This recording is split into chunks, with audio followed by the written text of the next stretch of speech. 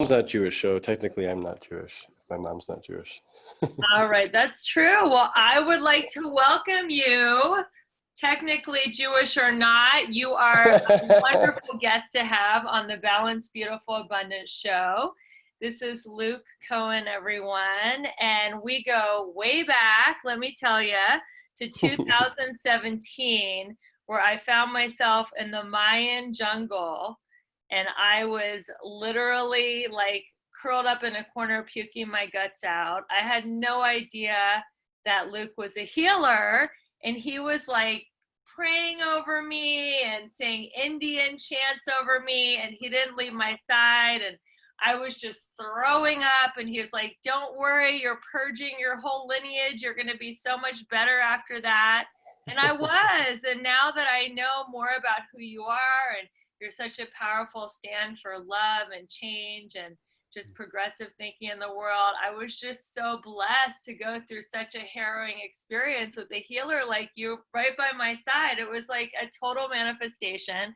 So when I connected with you on Instagram, I'm like, I have got to get him on the Balanced, Beautiful, Abundant show, because you don't realize the people that you impact and how. For you, it was maybe just a passing hour or two in an afternoon in Mexico. But for me, it was a pivotal point in my life where I really got to shift and change and purge. And so thank you so much for just being who you are and being present in that pivotal point in my life. I really am grateful for you.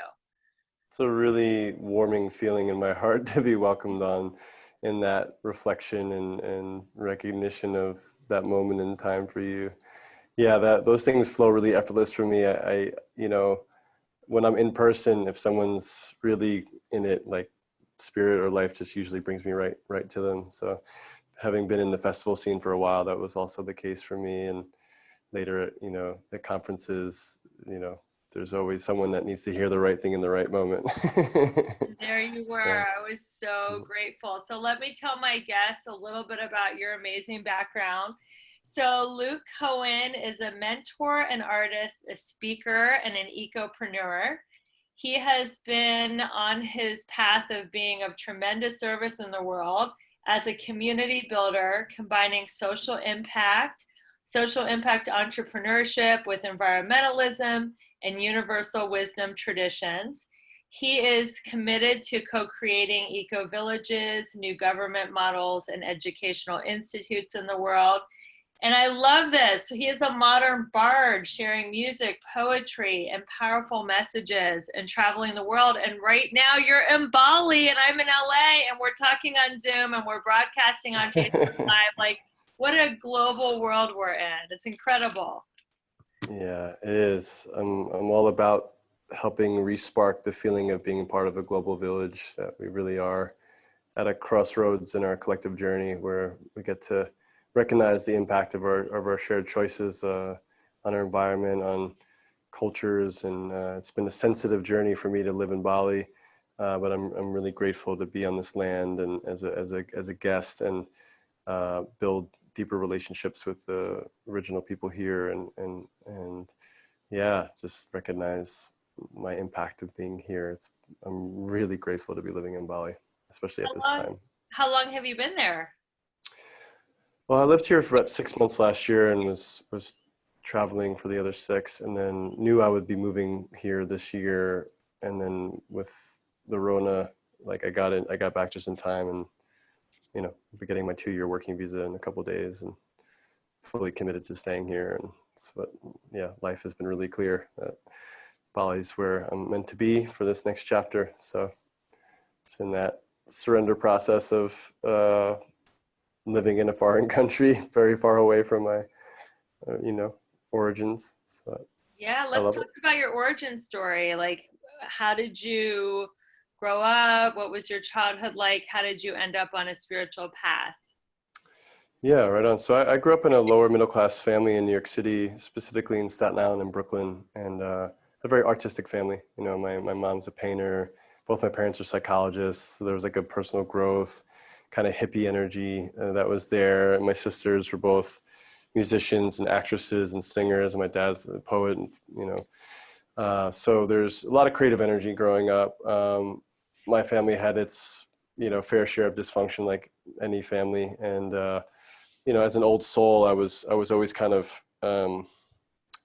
just very observant of some of the fundamental distortions of our societies or cultures, and was very outspoken and would get like in trouble a lot for speaking into things that I saw in the, like, I was reading the energy. I didn't know it at the time. And I would like call someone out on something and they'd get really nasty. And so I like started to, numb my intuitive gifts and my ability to see, some of those things, and, had a typical masculine journey in New York where there's a lot of self-destruction but also a lot of athleticism. So I was a very competitive martial artist and basketball player and athlete. Very grateful for my exposure to nature, even though we grew up in New York. My family was into hiking and things like that. So I got this balance of urban culture with a high emphasis on the arts and a lot of exposure to nature. And I got in trouble in high school a number of times. I got involved in gangs and other things, and I ended up. Wow, you were in gangs? I was involved really heavily in graffiti and gang activity and Wow. I'm like shocked. other Like gangs that actually like kill each other and sell crack? not to that extent, although I had friends that sold crack and things like that. It was more like Graffiti gangs. yeah, graffiti, but there was drugs and violence involved. It just wasn't, it's not like I was running with the Crips or the Bloods or something like that. Right. But that was like very around when I was a teenager, like people getting slashed for no reason for Bloods to get initiated. And so gang culture was around my life. And I was someone that grew up bridging a lot of these different worlds. So I had friends in the projects that were in gangs that were like really close companions. And I had like my childhood friends that I like played board games with, I was like a nerd with.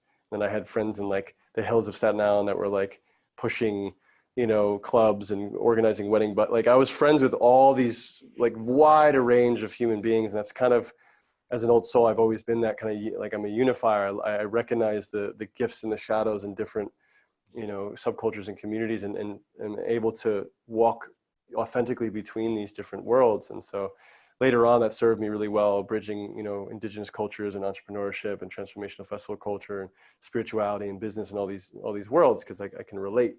So I'm grateful for that. I'm grateful that I grew up in New York City. Talk to anyone about anything at any time. Like you could just Pretty drive much anywhere, from a gang in New York City to a spiritual retreat in Bali. Like you literally, wow, you definitely are like a shapeshifter, right? You can find Absolutely. a way to the common humanity in everyone. Yeah, and it's been something that on my journey, distilling certain like essential qualities in a way that still pushes my edge as an artist and offers a genuine transmission within personal growth, because I want to reach as many people as possible. I have literally gone from like a hut in Mexico into a mansion in San Diego within the same day, Wow. like literally bridging worlds. And so I think that in a world where there's so much separation and divide and polarity and projection, and what the Native Americans called Wedico, which is this shadow projection, this endless greed, and where that rivalrous energy is splintering the coherent fabric of the human spirit. And so I really take my role as a sort of a peace ambassador and bridge really seriously. And I bring it into my consulting work too. I help a lot of founders work through issues, relationship coaching. These fundamental patterns show up no matter if you're in the jungles of the Amazon or if you're, in, San Francisco tech space, these like little nuanced areas of where human beings can miss each other, and where like rivalry can really like seep into the consciousness to create, these really strong polarities. And I think that we need to work through these things in ourselves and as a culture in order to create a world that works more for more people, so just to like bring it full circle to my awakening journey and what got me on this path. I had a really strong experience in college. So I basically had a healing crisis when I was 22, and that high octave, athleticism and pushing my body and having years of actually numbing my sensitivity sort of caught up to me. And I had a lot of grief from 9/11. So I actually lost my brother-in-law in 9/11, who was a firefighter. Sorry. that was, yeah, it's totally, it's okay. Thank you. An intricate part of my journey. Like I'm actually in very deep communion with his soul. After that, he actually was a guide for me. His spirit was a guide for me into the unseen. And, but at the time I didn't know that, obviously. And I went through a huge, yeah, basically my body shut down at 22. So I went from being this really active martial artist athlete, training really hard, to basically walking with a cane overnight. And so obviously Wow. that's got to be devastating for anyone's ego when you're that young, to not be able to move anymore in the way that you're used to. And I actually found meditation through that. And the kind of flow state that I would get through basketball and through running and through martial arts, I found sitting for the first time one day. And in that stillness, what I call the living stillness of the universe, this sort of zero point energy of where time stops, I had these memories come back to me of other lifetimes, and this feeling that was so visceral in my body of peace and stillness that I only tasted in movement. And when I came out of that meditation, I knew I had found what I'd been looking for my whole life. It was the cure to my ADD. It was the cure to my addiction. It was the cure to all these things that I had struggled with throughout my youth and teen years. And I basically just devoted my life to that feeling. And within a few days, I was gifted a copy of Autobiography of a Yogi, and basically disaffiliated from my fraternity. So I went from gangs to fraternity, right? It's a dense world, typical male journey at that time, to basically, I stopped eating meat, watching TV, drinking alcohol, smoking pot, and other miscellaneous substances, like all within like a few days. Once I read that Wow. book, I was like, boom, I know what the heck I'm here to do. I'm like, and just basically graduated and went right to India. And that was over 15 years ago. So I never looked back. I never entered the 9-to-5 world. I never went through other crises like that in that way, lots of initiation. So basically it's been a 15-year journey of studying with different cultures and master healers and master teachers, and getting a kind of a wider range of authentic experiences within these multiple lineages that rounded me out, to understand sort of integrative spirituality. How does a soul exist inside of the body? How does energy work? Subtle energy, the subconscious, the higher self, all of these aspects that make up the totality of our being. And so it's been a pretty like wild ride, 15 years, like some things that I couldn't talk about on here, or movies worth of material, but it's been a beautiful road, and I'm grateful to be where I am now, because it wasn't easy. You studied with multiple teachers and multiple lineages. So Yeah. tell us about some of the different teachings, or maybe the Yeah. common denominator of all of them, or what your takeaways were from going to all these different cultures. I'm really curious to hear about your journey. I know those are like 10 questions in one, but I'm just Yeah, it's a lot to summarize. excited. It's exciting to me that you went on the spirit. You know, I've had that book, Autobiography of a Yogi, like collecting dust. Like a lot of people have the book, A Course in Miracles, and they never Yeah, crack it open. sure. Literally, I've had it like, you know, it's next to my couch right now on the coffee table collecting dust. And I believe that the universe speaks through other people. And I am going to crack that book Crack open it open. tomorrow. Go on the journey. That book has such a powerful transmission in it. So for me, the way that I could summarize it, my friend, is that I felt like I was rewalking the many lineages that I had already walked as a soul, and getting the pieces back that I had forgotten, and letting go of the aspects that were no longer serving in this lifetime.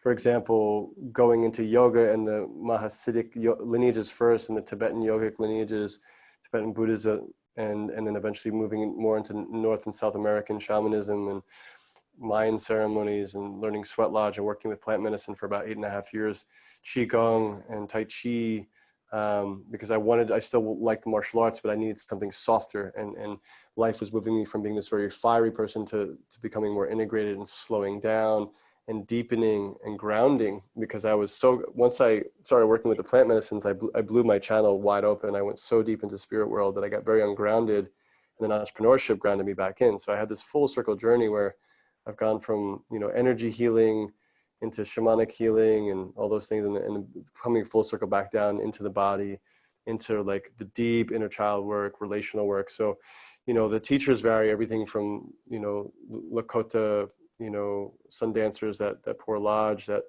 adopted me, initiated me to, Now, where were they? uh, all over. I mean, so basically when I lived in New York, I used to host different elders once I got on that path, and I would help organize ceremonies, and then, you know, in California, and just built relationships. And I started to get recognized. These elders would actually recognize that I had what they call star wisdom.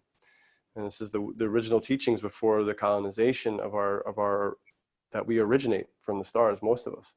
And that's that essence of our star seed, as they call it, this identity beyond identity is rooted in that great compassion. So the way that I look at some of these different prophecies that these different cultures talk, because I love when the things intersect, you know, and when it comes to esoteric movement practices like Qigong and yoga, I would just geek out so hard on where, okay, they're doing this in the Himalayas, the Taoists are doing this, the Tibetans are doing this, and they're also doing this in South India and Sri Lanka and the Philippines. There's probably something to that same technique if they're all doing it. And there's this, and I would just geek out on those things. Same thing with these prophecies. You know, when you have someone in the heart of the Amazon that's never seen or heard the word snow, and yet in his visions has seen a white bear in the north, that's pretty cool. You know, so I would pay attention to those kinds of synchronicities, and that started to build a worldview. I would say an indigenous worldview started to enter my consciousness, and through being in those ceremonies enough, I started to clean a lot of the, you know, colonial programming and other programming that is very fear-based, separation-based, control-based, and where the art of surrender and where the art of having a relationship with the living universe. That stones are alive, trees are alive, the stars have songs, the plants have songs. Like that whole, you know, concept became a reality over time. And that level of aliveness was quite overwhelming at one point, especially when you're dealing with all the relational stuff. You know, you could talk to a tree all day, but if you don't know how to maintain connection with your partner when they're freaking out, like what's the point, right? So not only was I going deep into these shamanic initiations, I was also learning how to be a human and actually relate and actually be in connection and in community. So a lot of times, a lot of sensitive people or people that get deep into spirituality, they have a hard time with the business, or they have a hard time with relationships, because they're having all this information come in from the subtle realms, or needing to go inward, and there's stages and phases where that may be the case. So for me, these universal teachings, you know, at the heart of it for me, you know, is compassion. Compassion is really a root value that I'm oriented through it all towards. And so, you know, I mentored in bioenergetics for 12 years. That's a modality of therapy and healing and moving trauma. So to me, it's where these different modalities approach trauma that there's merit. And so there may be different, you know, in EMDR, for example, is a trauma healing modality, or EFT, you know, they might work with the energy, but not have words for it. They might have like a whole other different word for it, but it's still accessing similar parts of the brain. And the body might transform similarly, or the emotional release that happens is similar. So the parallels are breath, sound, and movement. We release energies through the breath, through tears, through sound, through purging, and that could be cleansing, that could be, you know, from, you know, varying orifices. You know, there's like all these ways that when I met you. Yeah, you know, we could getting well, you know, so there's all these different ways that we move energy. And so for me, it's like getting to the core of what moves energy. Go back and how to breath, through sound, through what else?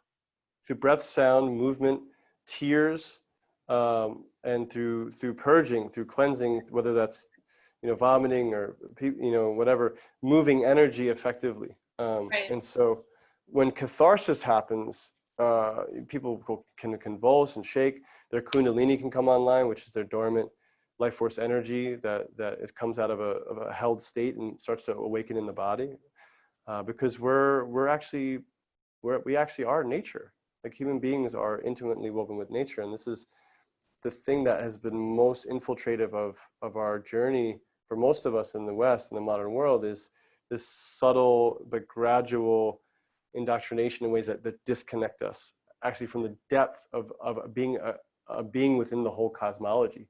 Like we have a place in this universe, and we happen to be located on Earth, but we have a place in this universe. And so that disconnect from nature is where a lot of dis-ease actually stems from. A lot of I mean, Western culture is disconnection from everyone. from nature, from humanity, from Yep. each other, from animals. And Yep. now people are just, at home staring at their phone. They're even disconnected from each other within the same home. Yep. So I love that your teachings are about unifying. So I know that you are a movement maker. So let's talk about, what is your movement about? Yeah. So, well, yeah, I think it's in essence what we're getting into is Yeah. transitioning from a culture of disconnection to a culture of connection would be a Yeah. great way of saying it. I want to bring the Earth narrative back to humanity and the global village culture back to humanity.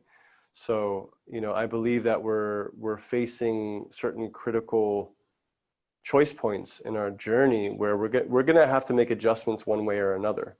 Mm-hmm. So it's kind of like, do you wait for crisis to happen, or do you start to flow with the river and start to Oh, make, it's happening. I yeah, mean, you missed, I don't know if you saw it, you probably are like way too high vibe to watch it, but there was the debates. a brutal debate last night. There's a pandemic.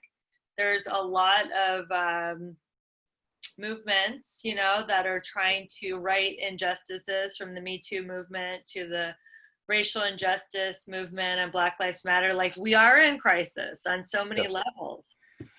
So how do we go with the flow and reinvent ourselves and stay in this model that you're teaching about connectivity and compassion, when there's so much anger and there's so many different perspectives and people can't find their Yeah. unity? I lost my best friend of 25 years because of her political view, I mean, it's Yeah, tough. it's really sad. It's really sad when that happens.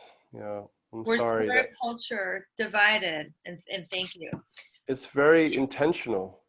It's a divide and conquer strategy, actually, Yes, it is. because when people are fighting, then those that pull the strings can manipulate through fear and other things. And so, it's really,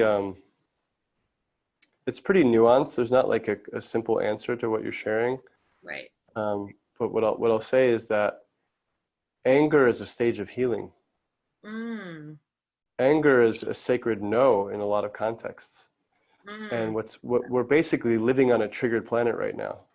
And when Yeah. we're triggered, we're accessing woundology, what I call woundology. Mm-hmm. It's the sacred wound is held in the archetypal existence of being a human being. So we all come in with sacred wounds. We all come into lineages with unresolved trauma that's been epigenetically handed down. And we all have our own soul's karma and our own soul's journey where we've accumulated experiences that we're here to work out on Earth, in Earth school. Right. And so the path of unity must start with unity within. Mm-hmm. It's really like what we can all ultimately do is take self-responsibility for our emotional trauma. And if enough people start doing that, then we dismantle the systems that re-traumatize, right? Mm-hmm. So basically, being on a triggered planet, if everyone's triggered, they're in an emotional state of a version of themselves that's frozen in time. So as we know, when we're triggered, we're less likely to make a conscious choice, right? Because we're in reaction. And so this is a lot of it's intentional. And what we can do is we can start to work with the frozen emotional energy that the less we need the outside to shake it out of us, because life is going to move the energy one way or another. The collective of humanity is going through an initiation, doesn't know it. When Right. you're on a spiritual path, you opt in at some point because there's no choice. I Right. was opted in at 22 I wouldn't have chosen that. Why would I choose walking with a cane suddenly? But life moved something and it brought me into connection with the material that had been frozen inside of me to free up that frozen energy so that I could become a whole being. And so a lot of these things that we view as bad or wrong are processes that are like, we have to learn how to zoom out from the personality's lens into a higher perspective, because we're looking at it as a mass initiation. Without corruption so blatantly obvious, how would we ever change?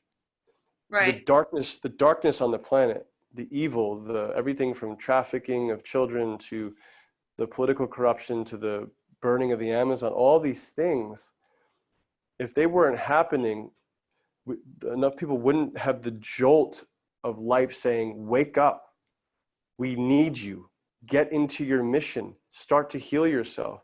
You can't just sit on the sidelines. And so life's saying to everyone, no more sidelines. And what your unique part is to play, you have to find for you. And it's going to involve your own healing, because those triggers, if we hold on to them, they'll run our lives. And it's not actually fulfilling, right? To just be run by all the triggers and be in reaction and fear all the time. That's not, that's, who wants to live that way? And for a lot of people, I'm saying this as a person of privilege, that, once you get off the battlefield, you can start to grieve, but a lot of people are still on the battlefield. And so they have to play that out and let life purge it out of their energy field until they exhaust that fight and they go inward. Just like the caterpillar, once it's consumed enough, goes inward and becomes a whole other being. We're in a version of that metamorphosis process. It just looks really freaking chaotic and messy right now from the lens of the personality, but from a cosmic perspective, everyone's stuff is being triggered to move the frozen energy that hasn't been looked at. The light of consciousness is bringing it into awareness. Yeah. Because it can't heal otherwise. The energy of the world, if you look at it on a worldview, is moving really, really fast too. It's getting, I don't know if you feel it in Bali because you're in a very, slower, more spiritual culture, but can you feel how fast the energy is in the world? Oh yeah, and just because I'm here doesn't mean I don't feel everything that's happening in the state. It's again, something can't heal in a vacuum. It needs the light of awareness to bring it up. And so we're seeing the things that have been hidden. We're facing collective karma right now. So all the unprocessed emotions from World War II, from slavery, from indigenous genocide in Australia, like all these things are up right now. And we think it's something else, but it's actually like the emotional content. People feel similar to how people felt in World War II. They do. People the are emotional comparing content. it to Nazi Germany, how people are feeling now. But if it was really that bad, there were like the FEMA camps and all the things they're talking about, we'd already be there. So we're actually at a crossroads where we can recreate that experience, or we can all become empowered enough, heal on the inside enough that cannot manifest in our reality, because by the laws of the universe, and I say laws, these are laws of vibration and manifestation, of where you're vibrating, you'll attract into your reality.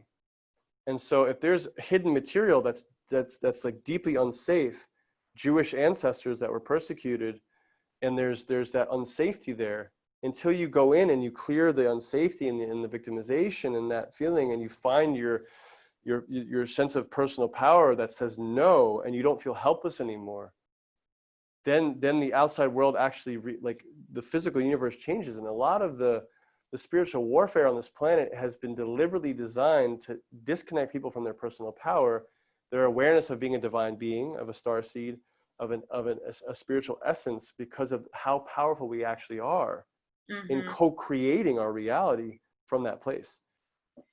Because if we're in fear, if we're in a triggered state, if we're in polarity, then you could be manipulated. But if you're in your sovereign I am presence as a soul, you're going to see what's going on. You're going to see the manipulation around you, just like you can in a relationship. If you've ever been with a narcissist or in a type of relationship that's toxic and codependent, you're hooked, but you can't get out. It's like the degree of, we have to break the codependency of our current systems that are toxic, that keep us in a relationship with someone like Trump. They keep us in a relationship with someone like these two-party system that isn't really like, our last real president was JFK. Like the system's been broken, and it's getting obvious enough to wake us up into being able to self-organize, to be empowered enough to actually like start the community gardens and do things locally, and not look for a mommy and daddy or an external authority to make things better. Like, you make things better, starting in your own life, whatever that is. So what you're saying is to heal the childhood trauma, the inner wounds, so you can be integrated as a human being, come from a loving place, and that way you can't get manipulated by all the fear and the scarcity that the current, political leaders or just the world is using to manipulate you. So I tell people just to find your center, like just to stay neutral, like you were saying, if you're in a relationship with a narcissist and you're codependent, they can push your buttons. But if you're healed, you're like, wow, you know, that person's really trying to push my buttons. They're trying to manipulate me. And you don't get triggered when you come from like an integrated, healed place. So Yeah, and not saying that as an ideal that needs to happen overnight. Like, yeah, just become healed and a lot of integrated. work. It takes Yeah, it's not a lot of work, years and years and years of like coaching and therapy and all the different work that you and I have done. I mean, I've been on a spiritual path now for 30 years. It's taken a lot of work just to get to this point of neutrality. Sure. And I'm still triggered every day. And So that's okay. You know, and you know, it doesn't even require like one moment, one conscious choice can change everything. yeah. And people are going to be given that opportunity to make life-changing choices like they've never had. There's actually an accelerated spiritual progress that can happen for souls once they commit. And especially if enough of us have been doing that work already, it's been put into the collective consciousness. So there's actually already a roadmap that's happened where it gets easier and easier for each generation or each person that goes through a wave of initiation in this process of awakening on our planet.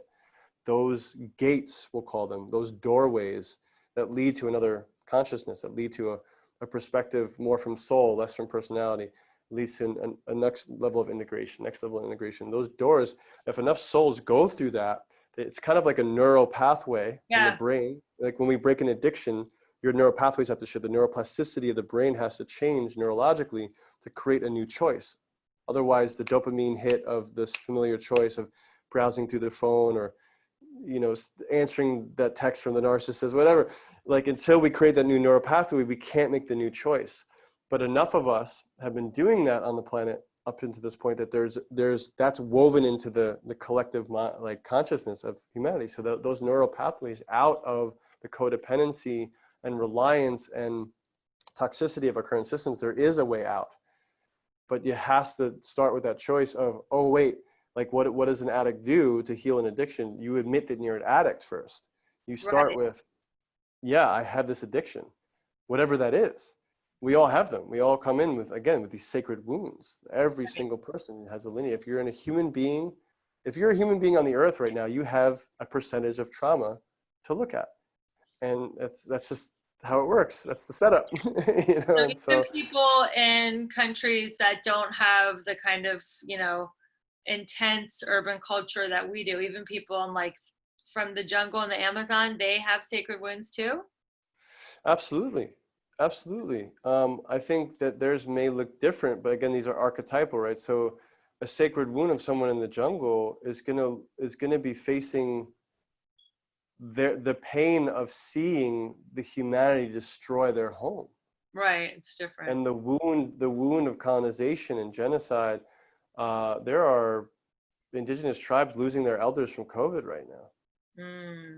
There's a more susceptibility in indigenous cultures. So, you know, there's been a very systematic persecution of indigenous people on our planet, and it's very intentional because the more that you remove the original caretakers of the land and the original caretakers of consciousness in many ways, and you separate people from their languages and their ability to pray and use these technologies of the soul, you weaken the collective fabric's relationship and connection to the earth. And so how we treat the environment, how we treat the earth is how we treat indigenous people. How we treat indigenous people is how we treat the earth. There's no separation. Right. And so the sacred wound of the indigenous is a very different wound than that of someone that never even felt that connection with the earth. Right.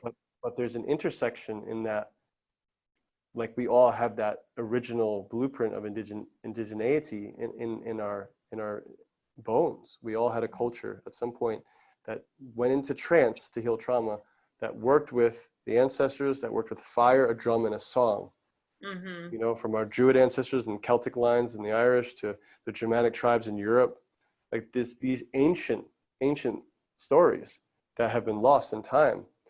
And we've been put into a box, a construct, as in the West now, that's lost its connection to it, the ancestor of our lineages, deeply. And that is a sacred wound that's very different than the modern sacred wound of the indigenous, that's seeing the modern version of that, because we already went through what they went through Mm-hmm. in our lineages a long time ago. We are the predecessors of very ancient types of colonization, thousands of years. So we're a people that lost our original language and Yes. our original ceremonies and our original technology, living in a construct that was given to us.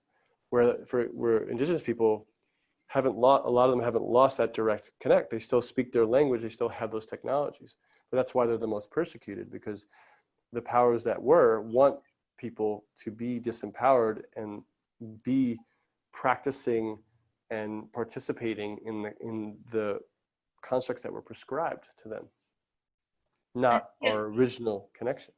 Another thing that we've really lost too is our tribe. I mean, we used to gather around the fire and share stories and be connected and support each other and go through things as a tribe. And now, I mean, I guess Zoom is like a modern day fire. It's, in a way, Zoom has kind of unified a lot of people from all over the world through technology. It's a double-edged sword right now, but it's yeah, it's a double-edged sword. Think of the fire was the original television. Yes, So tell your story. Yeah. the light that we're taking in is it's an artificial light.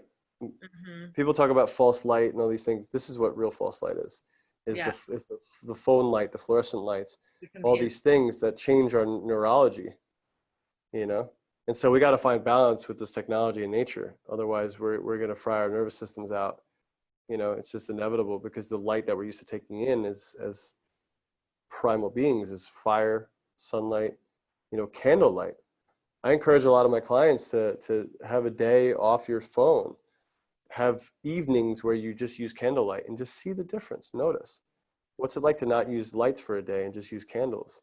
Wow. What's the quality of sleep like if you turn your Wi-Fi off one night? It's night and day. We've been moved from original light into false light. Yes. It's a real thing. It's artificial light.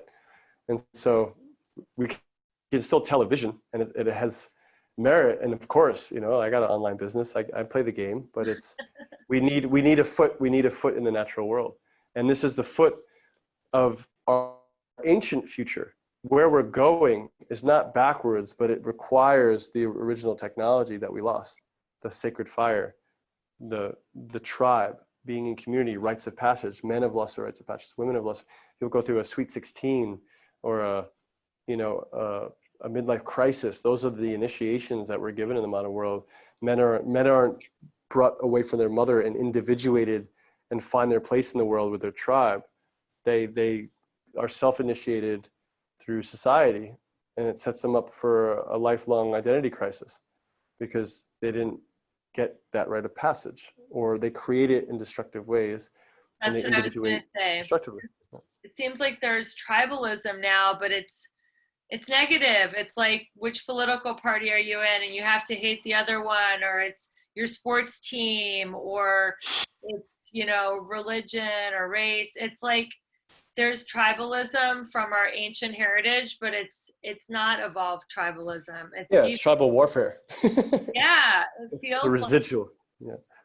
It doesn't feel like a unified tribe. It's just, it feels exactly like tribal warfare. And I think that's kind of reverting back to the reptilian mind of fight, flight, the limbic mind. And part of being on a spiritual path is evolving, kind of like your own journey from being in gangs and just being into sports to like hitting that huge physical bottom. And then you rose out of that like fight, flight, limbic mind to like, oh my God, there's this whole world that I get to expand into and learn about love and compassion. And it's the same journey, like you said, that you went through at a very young age that I hope our society does go through. And one of my favorite spiritual teachers, Michael Beck, says it is happening. And this is the old guard. It's kind of like in a horror movie, like you see the corpse in the bathtub and you think it's gone, and then it just like, rah, like it comes up one more time to like scare the effing crap out of you before it finally goes. He's like,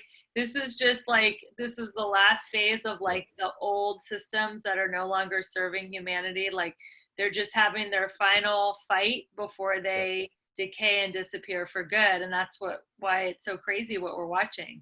Yeah, it's a beautiful mindset to have, because it's going to give people enough perspective to start to make the adjustments necessary without it feeling like it's being ripped away from you.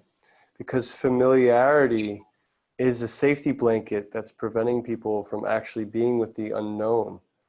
And all the tribal warfare and all the polarization and all the political party stuff, it's where the ego construct needs to hold on to belief or identity to feel safe.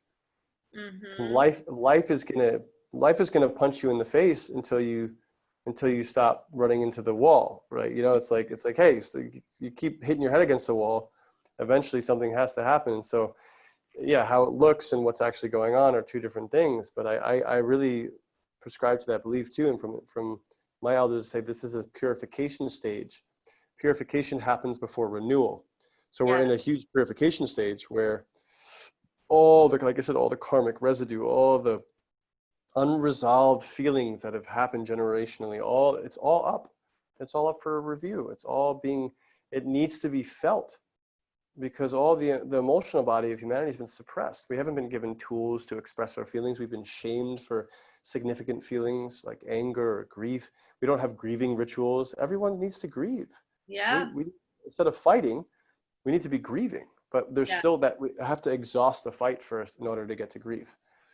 You know, a lot of times we do catharsis work with men and out in the bush, you know, and we get them to chop wood, or we get them to slam a thing and get in touch with their sacred rage, that if, you know, it was around the women folk, they'd all feel really unsafe. So we create a sacred space to move that rage. And what happens when you get in touch with the rage, after you move the rage, is grief, is deep hurt, existential pain.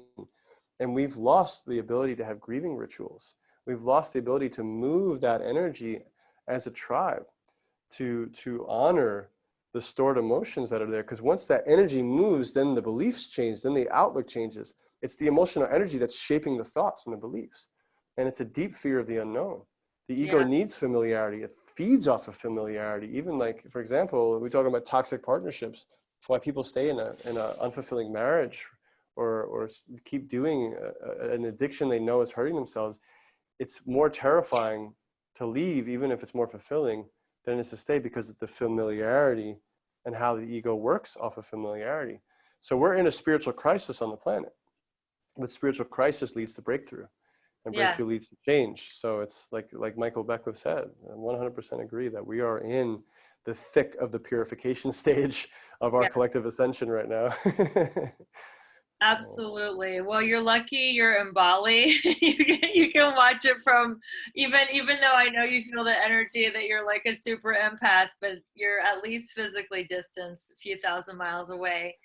So I could talk to you all night about your studies and how you work with people, but I would love just for you to tell my listeners, how can they keep in touch with you? How can they work with you as a coach? How can they learn more about your movement? Well, thank you so much again for the opportunity. It's nice to share with everybody. You know, I like making, like, if anything didn't really fully make sense or there's questions, I'd love to hear from your listeners to just see what resonated and what's like, what the heck do you mean when you say this? Because so basically Luke Cohen, LukeKohen. So that's my Instagram and my website. I do one-on-ones still. I have programs, group programs. It just really depends on what the person needs or wants. And, you know, typically work mostly with spiritual entrepreneurs to help them in more of a self-mastery process, or when they have a big transition and need some healing and want to get to some of the unfelt and unseen places in themselves that are maybe impacting their life. We go into those places. But yeah, and I also just share a lot of inspirational content on Instagram, a lot of videos, a lot of like all my people have likened my Instagram page to a kind of like spiritual blog. So, you know, I love your Instagram. That's how we reconnected. So definitely, what is your Instagram handle so people can find it? At Luke Cohen, LukeKohen. Same thing with the website. Same thing on Facebook. Oh, I had one more question. Sure. Being in Bali, do you miss anything about the United States? I miss Sedona and I miss Mount Shasta and I miss my friends that live there, but that's about it. Sedona, I've been to. Mount Shasta. What is so special about that? I don't even know where it is. It's in Northern California. It's just another sacred site. You know, these are sites that I've been traveling to over the years to make pilgrimages and do ceremonies there and Nice. work with people there, and these kind of power places where a lot of transformation can happen. And so, you know, we are all placed where we're meant to be. I'm very grateful. If I wouldn't be here, I'd probably be in Costa Rica or in Ibiza. So there's a lot of really sacred places around the world, and we're all right where we're meant to be. You know, I know that can sound convenient from where I'm speaking to, but it's taken me a long time to get to a place internally where this is where I chose to be physically, just in time for Good this. time. Well, we're all in sacred places everywhere. Like I was Yeah, on this Zoom call where we were supposed to Google like what sacred Indian land we everywhere. were on, what tribe. Yeah, Like the whole yeah. everyone in the United States is on a sacred Indian site. That is a powerful and awesome reflection to offer everybody to hear. It's really true. We Yeah. are all walking on sacred ground wherever we are, and to acknowledge that is a powerful practice. So powerful. So, Luke, it was amazing. Thank you so much. I know it's the next day in Bali. It's so cool that, like, 3 years later, we're both like in totally different places. And I just love staying in touch with you on social media. And I'd love to collaborate with you and maybe do a retreat, go to your retreat. Like, I feel that there's definitely more collaboration in our future because I love your teachings and I love what you stand for. And compassion is the number one quality that I want to cultivate in my life is less judgment and more compassion of myself and the world. So I love that you're a stand for compassion. So thank Yeah. you so much for being on the Balance Beautiful Abundant show. And everybody who's listening, we do not have sponsors yet. So we rely on the word of mouth to advertising. So if you got something from this podcast, which I'm sure you did, please share it with your friends. Please tell them about the Balanced, Beautiful, and Abundant podcast so we can help people get to their next level and lead a balanced, happy life. So thank you so much again, Luke, for being on the show. And I am going to hit the pause button now. Sounds And great. Thanks for having me on. Aloha, everybody. yes, aloha. Bye, everyone. We'll see you next week with another amazing guest. Thanks for tuning into the show.